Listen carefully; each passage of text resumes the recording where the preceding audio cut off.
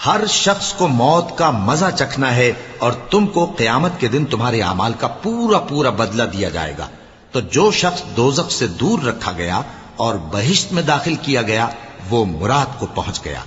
और दुनिया की जिंदगी तो धोखे का सामान है। ए अहले ईमान, तुम्हारे मालो जान में तुम्हारी आजमाइश जरूर की जाएगी और तुम अहले किताब से और उन लोगों से जो मुशरिक हैं बहुत सी ईजा की बातें सुनोगे। तो अगर सब्र और परहेजगारी